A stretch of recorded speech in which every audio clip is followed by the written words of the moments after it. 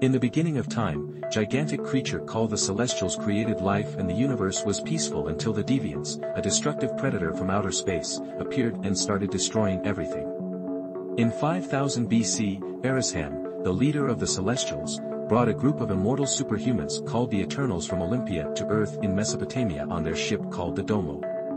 A group of people were attacked by deviants emerging from the sea. The Eternals came to their rescue, with Icarus fought the beasts with his eye beams and flying abilities, while Makari used her speed to move the humans out of danger.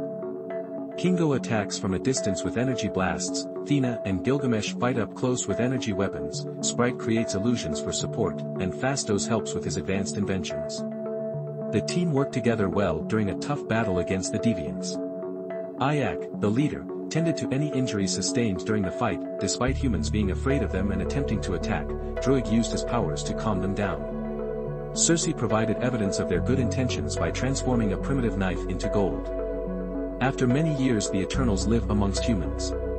Circe attends a class in London where she was supposed to teach while her boyfriend Dane covers for her. Then an earthquake occurs abruptly, causing Circe to instruct her students to take shelter under the tables. She then uses her power to prevent some rubble from falling on a student. A dog sees a deviant emerge from the river. Circe has a small celebration for Dane's birthday with her friends. Sprite disguises herself as older using an illusion to conceal her childlike looks, but it fails when touched and she abandons the disguise. Dane invites Circe to live with him, but she declines. He becomes suspicious of her because Sprite frequently makes strange remarks. The three friends were walking home when they were attacked by a big deviant called Crow.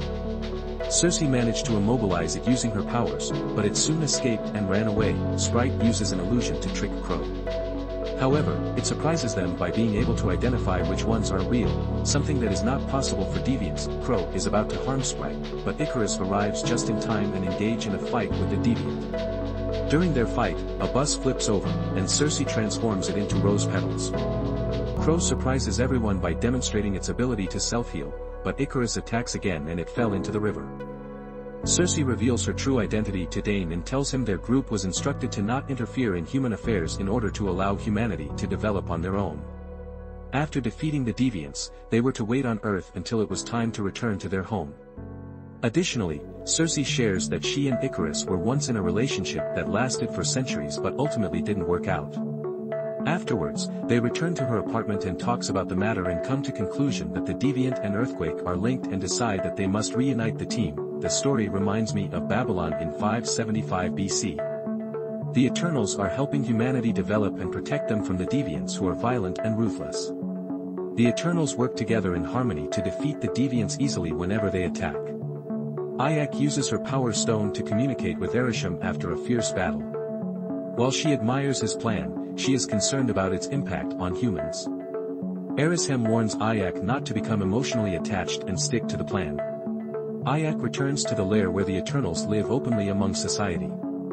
Phastos working on a steam engine to benefit humans, and Sprite uses her powers to entertain children through illusions. Druig enjoys using mind control to prevent fights, but Makari stopped him. Meanwhile, Icarus and Circe spend time together confessing their love for each other. They eventually get married in the Gupta Empire years later. They travel to Ayak's ranch in South Dakota, only to discover her lifeless body outside her home. Sprite and Circe were both overwhelmed with grief when they see this. The group then suspects that Crow may have killed Ayak by taking her abilities, which allowed it to regenerate. When Circe mourns Ayak's death and the stone given to Ayak by the Celestials attaches itself to Circe, allowing her to briefly see Ereshkigal and hear him say that the emergence is coming. Sprite reveals that Ayak has chosen Circe as her successor, but Icarus isn't convinced with it yet. A memory is recalled after they fought the last deviants in 1521 at Tenochtitlan while humans are also at war, but Ayak doesn't let Druig to use his power to stop them. One of the Eternal, Athena, becomes sick and starts attacking her own friends, causing harm. She predicts that everyone will die soon. Ayak uses the element of surprise to purposely let Athena hurt her in order to get close and control her mind. However, Athena still attacks Ayak despite this. To stop her, Gilgamesh steps in and fights her and knocks her out. Athena wakes up with no memory of what happened due to her lapse, a condition caused by her ancient memories collapsing and driving her insane. Unfortunately, there is no cure for this condition and the only solution is to completely erase her mind and start over for safety reasons. This is what Ayak believes to be the best option. The others don't want to lose the Fiena they love, and Druig yells at Ayak, questioning her leadership. He's tired of seeing humankind destroy each other without interfering. So suddenly uses his powers to stop the war, and he leaves to work on his own, announcing the only way to stop him would be killing him. Gilgamesh volunteers and says he can take care of Thena, so Ayak disbands the group and let everyone live with humans. The deviants are gone, so they can find their own meaning while waiting for a call to come home. Circe, Sprite, and Icarus go to Mumbai to find Kingo, who is a famous Bollywood actor.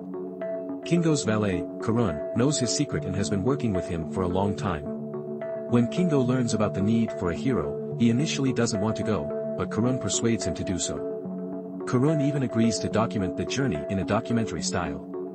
They travel to Australia on Kingo's private jet, but Sprite is upset with him for leaving her behind for the sake of fame. Kingo attributes his career as an actor to Sprite's storytelling. The team in Australia then locates Thena and Gilgamesh in their rural home after tracking deviant bodies. Gilgamesh has developed cooking and housekeeping skills, while Thena spends time create drawings of Ereshkigal by a tree. When Thena sees her friends, she has another lapse and attack them, saying that everyone on the planet will die soon. However, Gilgamesh managed to stop her and Sprite helps her remember who she truly is. As Circe looks at Thena's drawings, she wonders why she can't connect with Ereshkigal. But Gilgamesh encourages and reminds her that listening is more important. Afterwards, Circe sits down and activates the stone, which takes her to Ereshkigal. He finally tells her the true purpose of the Eternals and explaining that the emergence is coming. This process has been done on other planets before Earth, and it requires intelligent life, but the deviants had halted this process on Earth. With the Eternals eliminating them, it is now time to bring forth the birth of a new celestial, Tiamat. Circe is shocked by the news, but Ereshkigal justifies it as a natural process of creating life forms. The speaker clarifies that Olympia is not real and that she, along with other Eternals, were artificially created by the Celestials for this purpose. Circe is unable to recall certain events due to the Eternals having their memories reset after every emergence. The deviants were created by Celestials to maintain balance between predators and prey, but they lost control of themselves. This is why the Celestials created the Eternals. Circe informs the team of this information, and they realize that Thena's illness is actually their old memories resurfacing and revealing the truth. After discovering they are not human, the Eternals are distressed but determined to save Earth. They plan to locate Druig and ask him to use his power to control Tiamat's mind. The group then travels to the Amazon and finds Druig living in a village leading a group of people that live in peace. He refuses to assist the others in their task because he feels deceived, as his entire existence is all a lie. Later, Kingo shows empathy towards Sprite for her unrequited love for Icarus due to her childlike looks, but she becomes angry when she realizes Karun is filming and destroys the camera. Circe calls Dane to see how he is doing, but Icarus is jealous and Circe asks him why he left her. Before Icarus can explain, a deviant appears and takes him away.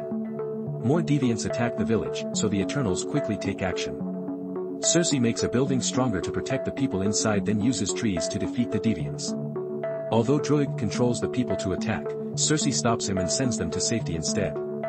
Kingo takes a pause to charge his beam, and he destroys a deviant by blowing up its head. Icarus battles Crow and is forced to the ground, where his powers are absorbed. Gilgamesh joins the fight but is interrupted when Thena Lapse returned and attacks Icarus. Gilgamesh notices her right away and leaves the battle to calm Thena down. Icarus chases a deviant and brings it down to a village where he defeats it using his eye beams. One of the deviant then attacks him from behind. Circe then transforms a deviant into a tree, which she had never done before, and surprises everyone. Gilgamesh fights Crow while keeping an eye on Thena, then Crow kill him and take on his powers. Then Crow changes form, looking more human-like and know how to speak. Crow blames the Eternals for being the murderers, but when Icarus arrives to confront him he flees. Thena then goes to be with Gilgamesh. He dies in her arms and advises her to never forget. After Gilgamesh's death they burn his body and scatter his ashes in the river. Druig finally agrees to join the mission, but they need to find Phastos because Druig's power is not strong enough to control a celestial. In an old memory, Phastos is in Hiroshima after the atomic bomb was dropped in 1945. He is crying and expressing regret to Ayak for his role in advancing technology, but the humans use it to kill each other.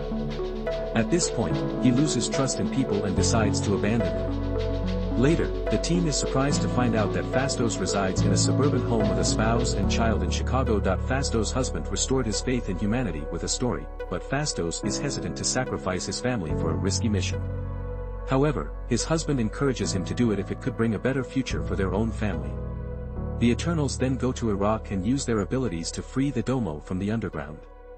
Makari has been living in Domo all this time and only leaves to get supplies using her speed.